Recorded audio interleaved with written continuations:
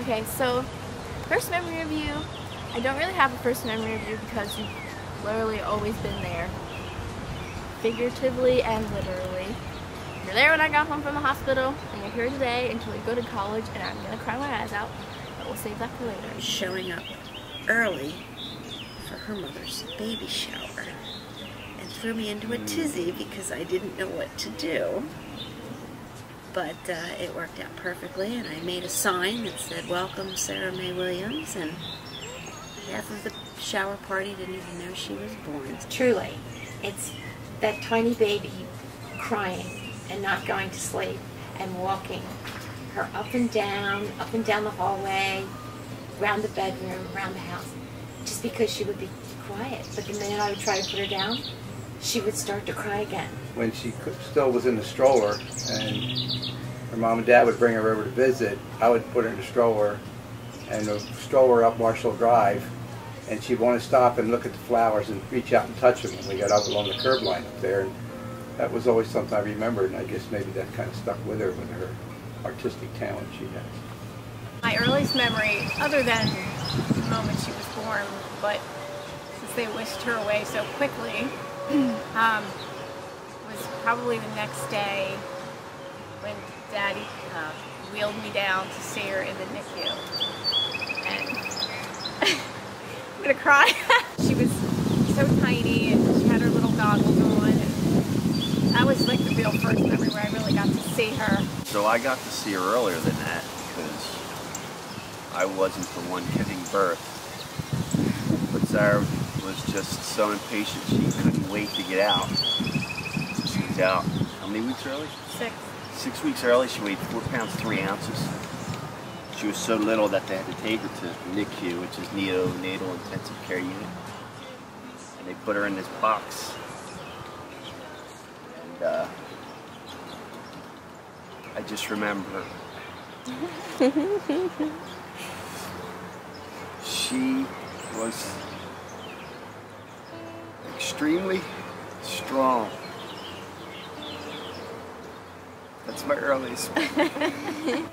My earliest memory of Sarah, of course, was in the hospital. We were all up there when she was born, and the dear little thing in the incubator, and I just remember Dad's big hand next to her, and she was just precious. Was the night that we found out Cindy was in labor.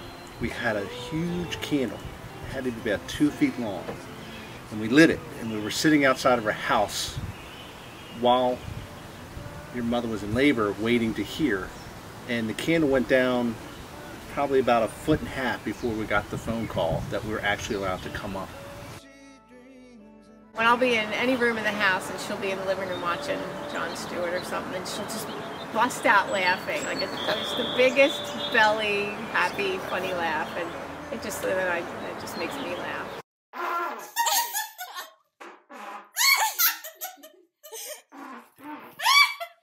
And it's so genuine. She's not making it up.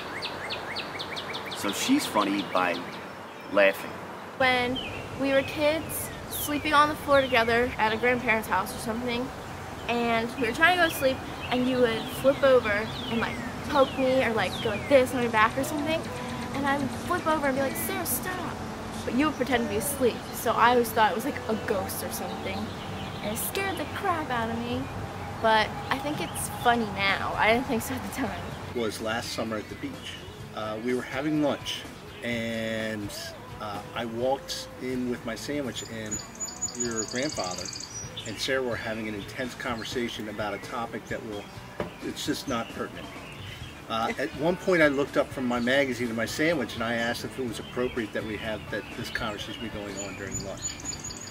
And they got up and left, and that's not the point of the story. The point of the story is that after they left, I realized at that very moment how Sarah was no longer a young girl, but a young woman with intense feelings and intense knowledge, and that she was a grown young woman. It was an intense moment. So that's my memory. That's my big memory of Sarah. She was old enough to be able to say, because I had asked her something, and she stood there and she said, I'm fine, Grandma. First time she visited us at Lafayette Street, child screamed Oh my gosh, yeah. and screamed and screamed. She just screamed. I just I don't think your parents cried. appreciate it as much as we did. But And you know, we took her out in the alley and we tried to walk around, but it turned out I behaved the same way as a baby, so you know. It was when she had to be 3 or 4, because she was talking, and we were just in the house there on the living room floor playing. I don't know what we were playing, and she looked up to me with her beautiful brown eyes, and she said, "You're nice," and it just elated me. Having to pick her up and take her to work, being able to watch her come out of the house ready for work, always looking ready to go. It was a short trip, but I always enjoyed taking Sarah to work. Sassy, Determined, Beautiful. beautiful. Concerned. confident, soulful. She's got some soul. Sweet, kind, Super kind. Inspired, compassionate. Impatient. Family first. passionate. cool, She's gentle. Non-judgmental. It's something I've learned from Sarah. independent, Stylish. Loving and lovable. And she's very loving. Get me through this. I see Sarah close to home. I see her close to home. She seems to have such a disposition for helping women with life struggles because she's so compassionate and pro-woman. President. I just think whatever she seeks, she'll do. Because she's got a very strong will, which is good. I think she'll be someone who's going to lend a good ear and a good listener to people who need someone to talk to. And I think some of that trait she got from her grandma. Oh, her talks, yeah. The talks. Someplace, you know, one of the great liberal places that people her age who are inspired by social activities, that's the environment I see her in. Or standing on the line with a sign that's screaming something that she believes in. I'll say standing on a sidewalk or steps of the White House, sign in her hand, fighting for whoever needs to be fought for. Yeah. Fighting for something that needs fighting for. I better see lots of you in the future, girl. Okay? When we're older, we're gonna have like brunches together. I'll invite you over to my house, and you invite me over to your house. And even if you live far away, we still have to keep in touch because that's what we're sisters. And I'm not letting you not keep in touch with me, okay? Sarah, don't be afraid to try new things. I know it's scary sometimes. Oh, don't try real scary things. But expose yourself to things. You might think, well, you know, I don't really like that or I don't care about that, but give it a shot and it'll be really interesting, the things you'll learn and the people you'll meet. So I would hope you wouldn't be afraid to try new things. Doing what you're doing great. Go for the gold, Sari, and do your thing, honey, because I know you will, and I know you'll be wonderful at it. Yeah, Sarah and I have talked about this before, haven't we, Sarah? Be true to your beliefs and your strong convictions, but always keep an open mind. And when you have an issue before you, always make sure you know both sides of the issue. And even if you can always agree to disagree with someone, but you don't have to be disagreeable. And I think that was something should hopefully guide her. And I think she is open-minded. Sarah and I have had quite a few discussions, and it's been good discussions. And we may agree to disagree from time to time, but we're not disagreeable. They always take time to smell the roses. Take the time to appreciate the moment you're in, because it doesn't last. Never lose your sense of humor. Laugh often as much as you can, and take good care of your teeth. Hey, that was mine. Stay determined. Don't let somebody else tell you what you want. You know what you want. So, keep doing it. Sarah, my advice to you is do not take yourself so seriously. Just have fun, laugh at yourself, and laugh at everybody else. Life is too short. Oh, life advice to give you?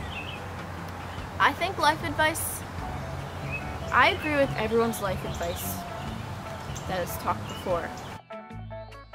Excuse me if I'm flubbing this up, but I love you so much. I love you to the moon and back. Old cliche, but it's true. We love you, Sarah. Cut. We love you, Sarah. Oh, we do love you, Sarah, and we just can't wait to see what happens in the next few years. We're excited for you. I love you very much. What's your earliest memory of Sarah? Sarah who? Okay. You go, girl. Yeah, but I'm not saying that. Why not? Why not? This is That's a candid, not right. Her this is a friends are candid going to shoot, see right? this. I almost boo-hooed there in a minute. I know, yes. I was like, Yeah. oh. You may bring the tissues. Oh, sure. Okay. See, I can't. Sure. You're fine. Okay. Next question. She's going to edit you out. Those are good words. I had different ones, which are probably better. Not better words, but yours were great, Chris. You're I good. couldn't live up to your words. Where can you see Sarah in the future? Married with children. Stay-at-home mom, housewife. No, I'm kidding. I'm kidding. I'm kidding, Sarah. There's a beetle in your shoe. Anyway, Yeah. she's in the NICU and Cut. I'm so mad. I just recorded half of this and it wasn't recording. I'm such a rookie.